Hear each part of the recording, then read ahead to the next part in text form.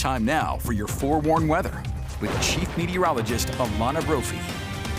Okay, it was cold here in Utah, but we got lucky. No snow on Halloween. And that was a lot of the chatter when we were out trick-or-treating. A lot of people saying, remember when we were kids and it was all this snow? I feel like every Utahn has that story, right? You wear it like a badge of honor. I also love that the otters were like all about that snow. Not mad about it. They're my favorite. Little clowns. Okay, eastern side of the state, some cloud cover out there, mid-50s as we look from Moab. A little bit of storm development as we look towards the east. Even though we're into November, we do look back at October, where we came in above average for our average temperature. We compare that to the 30-year normal here. When we look at those numbers, you have to think back to October. We did have a dry stretch where temperatures were above average, so that helped there, as well as precipitation coming in above average as well. 1.97 inches in Salt Lake City for the month.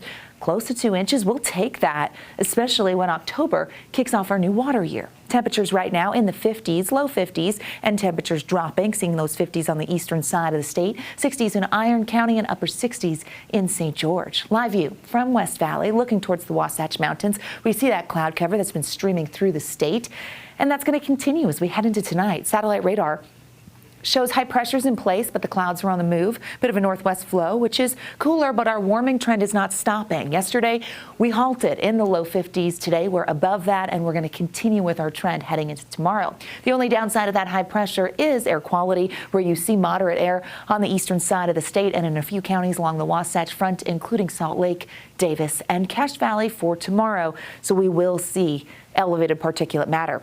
As long as that high pressure is in control, but it doesn't stay forever. We start to break it down by the close of the work week as a weaker system comes through and brings cloud cover. We also watch as that high pressure kind of slides east and opens the door for a more active pattern to take hold as we make it into early next week. So high pressure has kept us quiet for the last few days, but that's going to come to an end. Our pattern brings a series of storms our way, and that brings the potential for wet weather to make its way back into the forecast.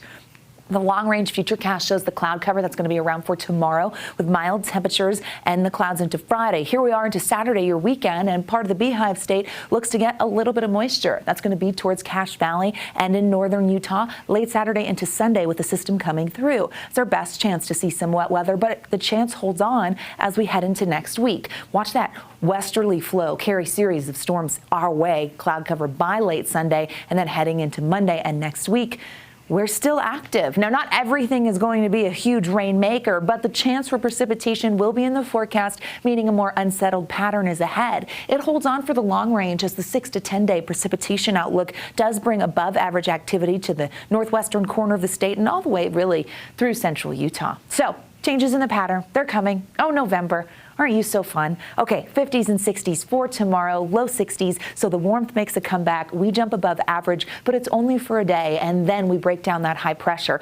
50s in Logan, 60s in Moab. We will see the cloud cover sticking around with 60s for the I-15 corridor and low 70s in St. George. Going to get out of the way so you can find your city with your partly cloudy skies and upper 50s in Park City, hitting 60 in Tooele and close to that in the Ogden Valley. Here's central Utah where we have a mix of 60s and a mix of sun and clouds. Down south, the low 70s show up in St. George, and they're the only lucky ones. We'll see upper 60s in other areas. St. George 7-day brings 70s and keeps them there. No wet weather expected in Washington County. We also fall behind this weekend. As we look at the Wasatch Front, we do have the chance of wet weather. Now, it's not a heavy hitter or consistent moisture, but the slight chance will be there Friday and Saturday as these waves of moisture want to come through. Sunday looks like the best chance, but then again into Monday and Tuesday. So we're going to see what happens, but we have unstable conditions that will eventually take over. Just not the case for today, where that warming trend brought us back to average, and I'm okay in the upper 50s. Me too. The 60s? Are you I feel like I will take those in November, but we've gotten a taste of that chill. It's coming. It's coming.